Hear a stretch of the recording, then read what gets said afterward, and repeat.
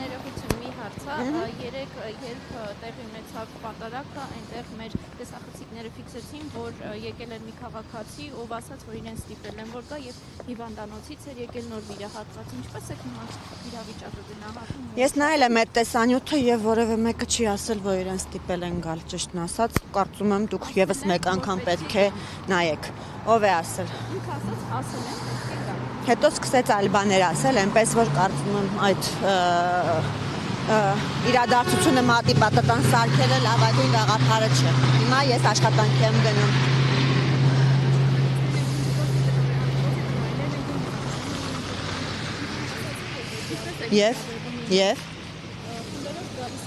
Եվ մարդիկ ասել են, որ իրանց բերել են։ Ասել է, որ իրան բերել են, հա? Ինչպես։ Ես դա չեմ կարող ասել, կարող է որոշել են, կարող է չեն որոշել։ Դուք համենայն դեպս ձեր ենթադրությունները կարծում մի փոքր հիմնավոր փաստարկների վրա պետք է անեք, հարգելի գործընկերներ։ Շատ լավ է, թող ուսումնասիրեն։ Շատ լավ, հա, թող լինի։ Մեր պետական բոլոր ինստիտուտները խնդրահարույց համարելու համար պետք են բավարար հիմնավորումներ, այսինքն այն ինչ որ ես տեսել եմ, այդտեղ խնդրահարույց բան չեմ տեսել։ Եթե դուք ունենաք հավելյալ փաստեր այդ հարցի վերաբերյալ, այս քննարկումը կարող ենք շարունակել։ Այս պայդրությամբ դրանք չկան։ Համենայն դեպս մեր պետության ներսում պետական ինստիտուտները իրենց տեղում են, աշխատում են։ Հիմա դուք խոսեցիք այն մասին, որ մարդու իրավունքների պաշտպանը ասել է, որ ուսումնասիրում է այդ դեպքը, եթե դա կարելի է համարել դեպք, ուսումնասիրիր, եզրակացություն կտա, դրանից հետո այդ քննարկումը կշարունակենք։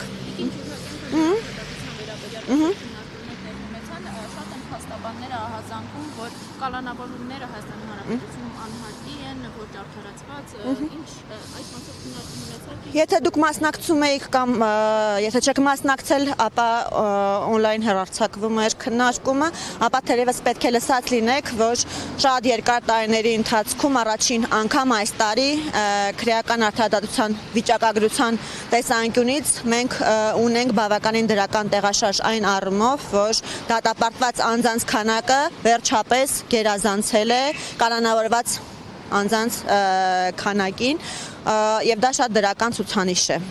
Իսկ մենք նման պնդումներ անելու համար միշտ պետք է վիճակագրության վրա հիմնվենք, այսինքն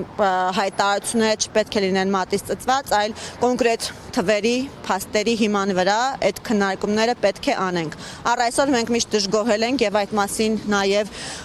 դատախազի ազգային ժողովի ամենամյա հաղորդման ժամանակ միշտ իրեն այդ հարցը տվել ենք, թե ինչու է շարունակում քրեական արդարադատության վիճակագրությունը լինել բացասական այն առումով, չնայած ես պետք է ասեմ, որ Եվրոպայի խորհրդի տարածաշրջանում բավականին լավ ցուցանիշ ենք մենք ունեցել վերջին տարիներին, բայց այդուհանդերձ մտահոգիչ է եղել այն փաստը, որ թույլ տվեք ավարտեմ, մտահոգիչ է եղել այն փաստը, որ կալանավորված անձանց թիվը դատապարտված անձանց թվից շատ է։ Այս պահի դրությամբ արդեն մենք կարող ենք խոսել այդ մասին, որ մենք այդ վիճակագրությունը վատ համարվող վիճակագրությունը հաղթահարել ենք եւ հիմա արդեն դատապարտված անձանց թիվն է ավելի շատ, քան